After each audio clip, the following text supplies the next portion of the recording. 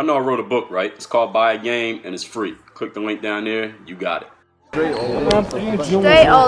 What's going on, everybody? Dre Baldwin, DreAllDay.com. Here we are, the fourth and final installment of the most controversial series in all of the internet.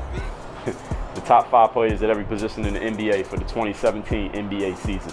We are combining the power forwards and centers into one video. Still 2 separate lists, but we're making it into one video here simply because I didn't want to get anybody confused as to what happened to this guy who you think is a center, but I mentioned him in the power forwards, or vice versa, the guy you think is a power forward, but he didn't get mentioned until we got to the centers video, so I put it all in one video.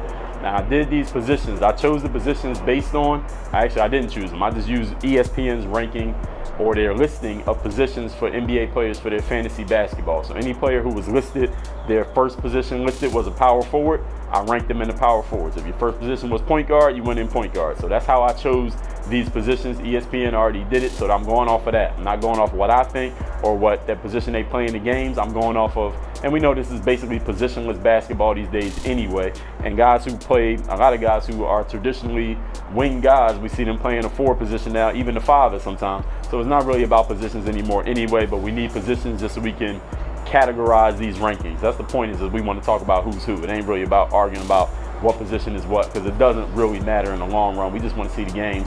We want to see good basketball.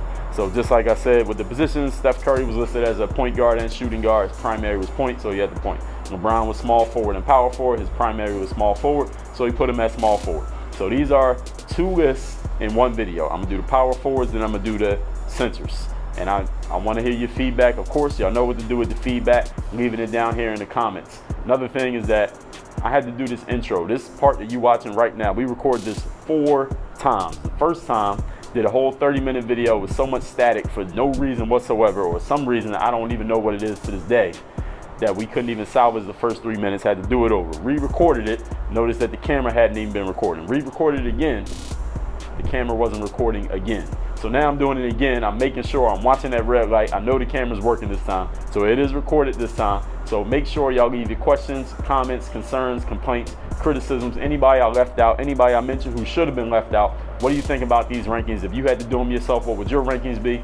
Leave it all down there in the comments. Please hit the thumbs up to like this video. Share this video with as many people as possible. Subscribe to my channel, because I know we're doing this every single day. And I want to know, what else should I talk about? Talking about basketball moving forward. Something that could help you, something about what's going on. Let me know. Leave it down there in the comments. I read all the comments. I reply to, not all the comments, but I reply to a few of the comments. I'll say most, some, a lot comments. I do reply. I do read that stuff. So get in there, be respectful, say what you got to say, be opinionated, disagree if you disagree, do it. Let's get to it.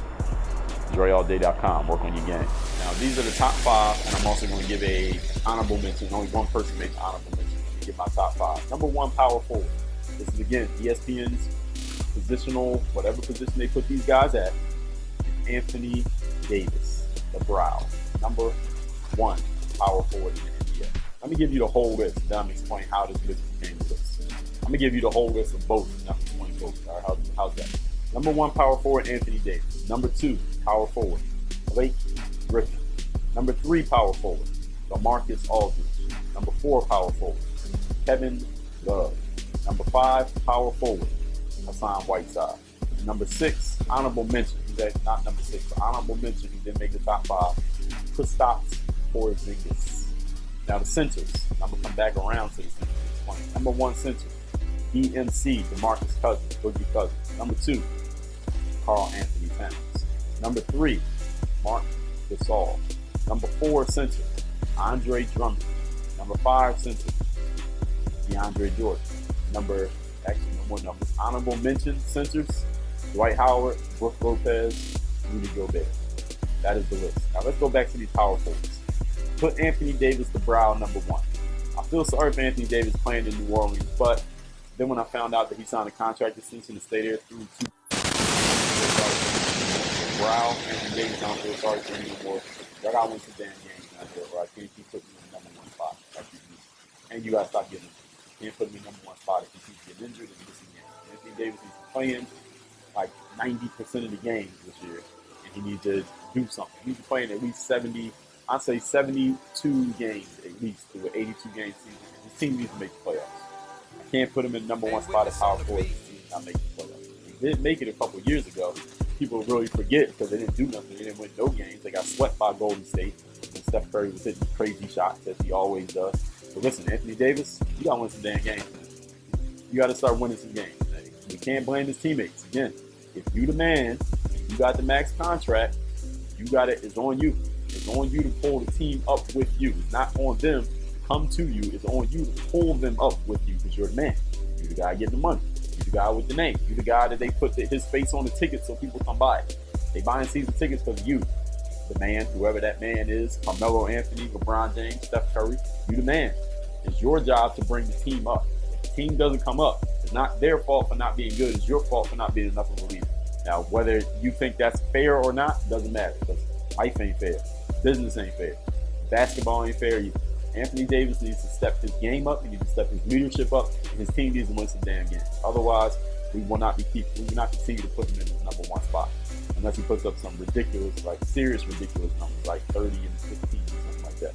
If Anthony Davis do that and stay healthy, we'll see. He hasn't done it yet. We'll see.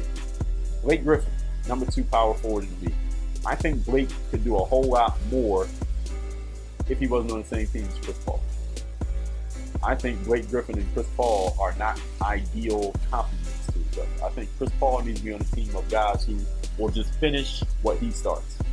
Basically, Chris Paul makes the pass, you get the ball, you shoot it, you miss it, you make it. That's what Chris Paul does best. He's in a group like that. He doesn't need a guy who can create his own shot on his team. Chris Paul creates the shots for everybody.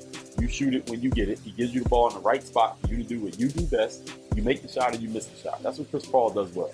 Blake Griffin is a guy who can create his own shot. Blake Griffin can put the ball on the floor a little bit. He got a little bit of handle. He can create off the bounce. He got some funky post moves. They don't seem to be textbook post moves, quote unquote textbook. But the ball goes in the basket. And the guy averages over 20 points a game. We can't argue with the numbers. The numbers ain't lying. I think Blake Griffin and Chris Paul are not ideal. Maybe they aren't on the same team by the end of the season. We'll see. I think Blake Griffin can do a lot more. I think he can be the clear-cut number 1 power forward in the league. Now, Anthony Davis, Blake Griffin, Anthony Davis got a lot of games, but Blake Griffin has more success on the court as far as winning. Now, yes, I know he got a Hall of Fame point guard in Chris Paul on the team. Imagine Chris Paul and Anthony Davis on the same team. That'd be a hell of a thing to watch. But, hey, this is what it is. Like we said, basketball ain't fair. It ain't fair that Chris Paul is on Blake Griffin's team and Anthony Davis got who he got. Drew Holiday, who's good, but he ain't Chris Paul. Tyreek Evans, who ain't even Drew Holiday. Listen, Anthony Davis, I'm putting you at the number 1 spot, which means you can do more with less than Blake Griffin can do. That's basically what I'm saying. So Blake Griffin, I think he get up to 25, 26 points a game if he first of all has to be a little bit more aggressive. You're on a team with Chris Paul, you got to be more aggressive about give me the fucking ball. Anthony Davis, he really needs to. He ain't even got Chris Paul on the team. He should be shooting it every damn time. Who else should be shooting the ball on that team? And anyway, all-star level. That's what I'm saying. Not to say that nobody deserves the ball, but all-star level. Next power forward I have on this list. And if I got anything else to say about Blake, I'll come back to it. LaMarcus Aldridge, LMA of San Antonio Spurs. Now, his first year with the Spurs, LaMarcus pretty much did what he's known to do. It's his mid-range jumper, which he's damn good at. Got into the basket area, scored some points down there. Him and Kawhi Leonard, a good 1-2 combination. Who's the alpha dog between LaMarcus Aldridge and Kawhi Leonard? Because to win a championship, you need an alpha dog. And the Spurs, as far as I can tell, they still consider themselves to be contenders. Who's the alpha dog on that team? Who's the alpha? Tim Duncan was the alpha on the Spurs. Even when he was old and wasn't even able to do much, he was still the alpha just by force of personality and his reputation. But now, LaMarcus Aldridge and Kawhi Leonard, is either one of them an alpha dog? Is LaMarcus Aldridge an alpha dog? I don't think he is. Now, is Kawhi Leonard an alpha dog? I haven't seen him be one. Now, not that he can't play. Alpha dog is not about your stats, ladies and gentlemen. Let me make sure I'm clear. Alpha dog is a mentality. It's the way you carry yourself, and it's the way that your teammates respond to you. I don't see an alpha dog on the San Antonio Spurs roster.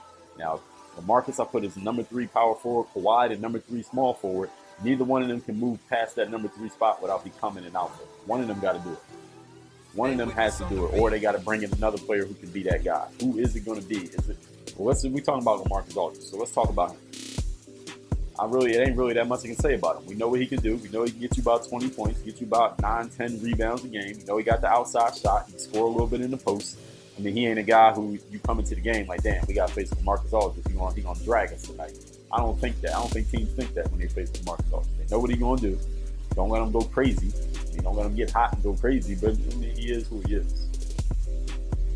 I'm not excited to see a LaMarcus Aldridge game. Let's put it that way. And that's how I feel. But you tell me what you think. Number 4, Kevin Love. Now this one may be a controversial one. This one may cause some people to raise eyebrows. Why I put Kevin Love at the number 4 spot of the 4s? Well, here's one reason why. There ain't too many power forwards better than who else better than? Who's better than Kevin Love in the league? It ain't too many power forwards is really doing that much, as far as I can tell. And the power forward position, we know, is changing a lot. A lot of the guys who I mentioned in the small forward video are playing power forward. You got guys like LeBron James, Draymond Green, even Kevin Durant. You got Paul George, Greek Freak, Carmelo Anthony. They're playing the power forward position. So it's not even a lot of great talent of guys that are, we'll call them quote unquote natural forwards based on ESPN's positions, okay? Not that many of them who are that great. So Kevin Love still gets the number 4 spot despite the fact that he's fallen completely off the map from his peak about 3 or 4 years ago. He was averaging 26 and 15. He was killing his last year in Minnesota. He was the man. His team wasn't no good, but the stats he was putting up were ridiculous. He's a shell of his former self. Now Kevin Love has won a championship. Kevin Love actually played well in Game 7, grabbing rebounds at least. He only scored a lot of points, but he grabbed rebounds. He made the game-winning stop on the MVP of the league, Stephen Curry, before they wanted to win the championship, damn near at the buzzer. Listen, what is Kevin Love going to do this year? He's 100% healthy. They won a championship, so he ain't got nothing to be mad or complain about. He signed his own contract extension to come back there before they won the championship. Kevin Love, what the hell are you going to do? That's the question of Kevin Love. What you going to do? Who are you as a player? Now, you're on LeBron James and Kyrie Irving's team. You are the third banana on this team. Can you get to 14 rebounds per game again? I don't see why he couldn't do it. And Kevin Love can hit the three-pointer. I don't see why he couldn't get 14 rebounds a game. If he wanted to, he could. Now, as far as scoring, I can't call it scoring because LeBron needs the ball. Kyrie Irving's a scoring point guard. There's only so many touches Kevin Love's going to get. Maybe he gets 15 to 18 points a game. I think that's pretty much where he's going to be scoring-wise over the course of the season. But rebounding, listen, man, rebounding don't have nothing to do with how many plays get run to you, Kevin Love. You were the best rebounder in the league a few years ago. What happened? You just decided to stop rebounding? Did you lose your rebounding talent? Grab some goddamn rebounds, man. He should be the number 1 power forward on his list. He should be number 1. 3 years ago, he was better than Blake. He was better than Anthony Davis. He was better than everybody else on his list. He was maybe the best big man in the whole NBA. Skill-wise, as far as you look at the numbers and his skills, he was there. I don't know he lost his confidence. We do know what happened. He lost his confidence because he ain't getting the ball anymore. And a lot of people was shitting on him. The media was shitting on him. It was obvious that his team didn't believe in him too much. He didn't give him a reason to. Now you got a new season. You got yourself a ring. What you going to do? Who are you going to be, Kevin Love, for the rest of your career? Because you did sign that contract. Number 5, power forward in the league. Now, this is a guy I would think is a center, but they have him as a power forward, Hassan Whiteside, Miami Heat. Now, Whiteside, would he have made the top 5 of my centers? I'm not sure he would. I think he would have been an honorable mention if he was in the centers list. So maybe ESPN put him in the power forwards just so he could get in Dre Baldwin's top 5 position players at power forward. Whiteside just got $100 million from the Heat. They basically, they signed Whiteside before they made their offer to Wade. Maybe they did, maybe they didn't, but whatever. Whiteside has shown promise. Obviously, the guy can finish around the rim. He can't shoot. He can't make a shot outside of 3 feet. You're not going to run any plays for him, but you will get him that alley-oop. You will dunk on people. He will block some shots. Can Hassan Whiteside play that well for 82 games? That's the question. I asked that during the Miami Heat video. That didn't come out yet. Y'all saw it or you will see it. Can Whiteside play as well as the promise he's shown? Can he do that for 82 games? That's the first question. Here's the second question. If you're paying somebody $100 million, they better be one of the leaders of your team. Somebody making $100 million better be a leader on your team. Is Hassan Whiteside a leader? As of now, up to this point, before the 2016-2017 NBA season starts, Hassan Whiteside is not a leader, as far as I'm concerned. I haven't seen any leadership from Hassan Whiteside. If anything, he's been the opposite. This guy, he hasn't been able to control his emotions. He is getting these technical fouls, just not staying plugged in mentally. Not staying plugged in. And the challenge that I said with the Miami Heat, they don't have a lot of veterans. They lost D-Wade. Udonis is still there, but he don't really play a lot. Chris Bosh, they saying, is not coming back. Luol Deng is gone. Who's the veteran leader who could pull Whiteside aside and say, listen to what I'm saying, shut the hell up? Who does he respect enough that is out on the court doing it with him that can say that to him? It was Luol Deng. It was Chris Bosh. It was D Wade. Now they all gone. Who's going to tell him something? Nobody. So is Whiteside a leader? Is he ready to lead himself and then lead his team? My answer right now before the season starts is no, he's not. But they're paying him $100 million. So this could be a huge mistake by Miami Heat to pay him that much money if he's not a leader. Listen, we know he got the game, everyone. I'm not saying he don't have game. We're talking about leadership. He don't have it right now. But you giving $100 million to a guy who can't lead, that's a problem. That's a problem for any business. So he needs to be a leader if the Heat are going to have, if this is going to turn out to be a good decision, he needs to lead. Hassan Whiteside. He must lead. Not just be good, but he must lead. Honorable mention, I put Kristaps Porzingis. And Porzingis, unfortunately, he's on a team with Carmelo Anthony, who's not much of a passer, and Derrick Rose, who I think Derrick Rose can pass, but I think Derrick Rose is also very interested in proving a point this season. I think Derrick Rose is in prove a point mode, which I think means he's going to be looking for his shot a little bit. And Derrick Rose is a scoring point guard. He's not a pass first point guard. He's a scoring point guard. And that's not a bad thing about Derrick Rose. The thing is, Kristaps Porzingis, I think he could easily move into the top 3 on this list. I think he can move into the top 3 of power forwards in the league if he was on a team where he was going to get the ball. Unfortunately, he's not. He's going to get the ball, but he's not going to get the ball. Like, you on the team with Carmelo Anthony and Derrick Rose, you don't going to get the ball but so much, Kristaps Porzingis. I don't know what Jeff Hornacek's going to put together. Kristaps should be leading the second unit, or anytime D Rose and Melo is out the game, the ball should be going to Porzingis like every time. Now, is that going to happen? Who knows? And how much will this stunt his development? Maybe it'll help his development. I don't know, but we'll see. I don't think it helps being on the team with those guys. I think those guys are looking to prove something. They're looking to prove that they both the man. I think that's Carmelo Anthony could have just fit in with Linsanity. When Linsanity was killing in New York, he decided he needed to be the man. Linsanity's over. Mike D'Antoni's gone. The Knicks ain't been good since. The Knicks ain't been good since that happened. These are the facts. And this ain't about Carmelo Anthony, but listen, that's the type of mindset Carmelo Anthony has. Derrick Rose, he called his team a super team. Super team needs 3 superstars. Derrick Rose ain't been a superstar since 2011. Okay, so he wants to prove he's a superstar. And who's the other superstar? I don't know. Joakim Noah? I don't know. Is it Porzingis? I don't know. Who is it? Who's the other superstar? I know Melo, and I guess Derrick Rose is calling himself a superstar. Who's the third guy? I don't know. Is it Porzingis? If so, Porzingis got to assert himself. He can't just expect them to give him the ball. He got to assert himself.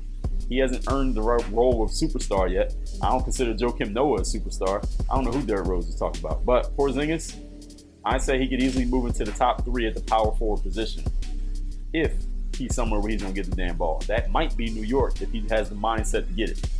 I don't know if he does. We'll see. We'll see. Porzingis fans, let me know. So that's the power forwards. Let's move on to the centers. DeMarcus Cousins, number 1 center. I think that's pretty...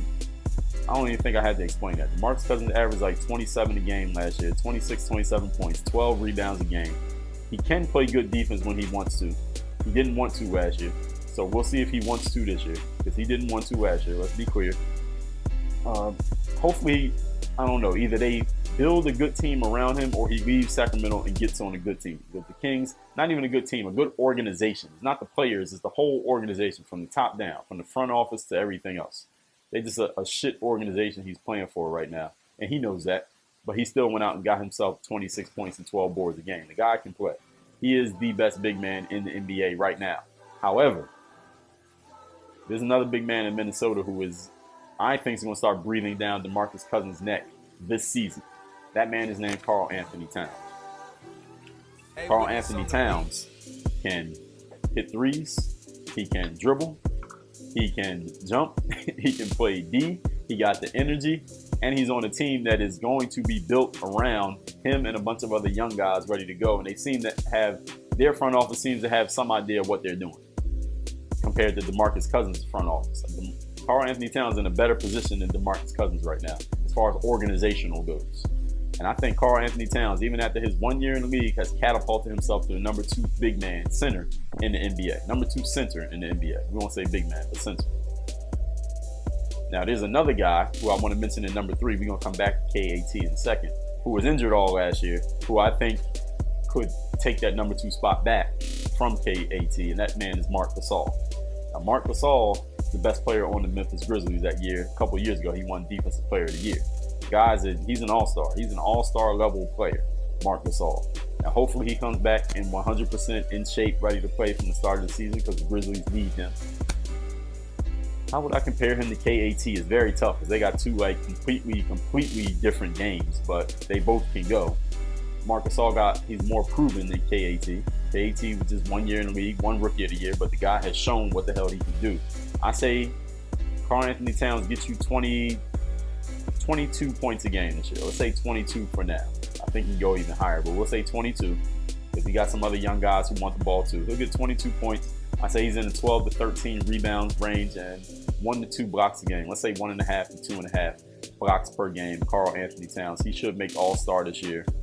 Marc Gasol, DMC, they might be the three bigs from the West. Then you got Blake, and you got Anthony Davis, and you got LaMarcus Aldridge, man. They all Western Conference. It's going to be tough. We talking an All-Star game, but let's just talk top positions right now. I think Marc Gasol can come up and take that number 2 spot back. However, KAT is going to get so much better this year, I don't think Marc Gasol can take it back. And I don't think DeMarcus Cousins is falling off. I think Marc Gasol might be stuck in the number 3 spot for now. He might lose that. Let's talk about number 4 and number 5. Andre Drummond, Detroit Pistons. I didn't watch him a lot last year, but I know his work. I know his stats. Guy can grab boards, can't shoot free throws, can't score that much outside of 3 to 5 feet from the paint. I think he's starting to develop a little bit of a hook shot. Andre Drummond's not a leader, though. Andre Drummond's going to be I think he's the highest paid player on that team. If he isn't, he probably will be soon. He's not leading. He doesn't lead. He got to start leading. His team made the playoffs last year and got swept. So your team made the playoffs and get swept is almost like you didn't make the playoffs. Not that they didn't, but it's like we don't even remember that they made it. They got swept in the first round and didn't win a game. They made the other team sweat. Andre Drummond got to step his game up. You want to be recognized as a leader, you got to be on the court in the last 2 minutes of the game because you can make free throws, which he hasn't been doing.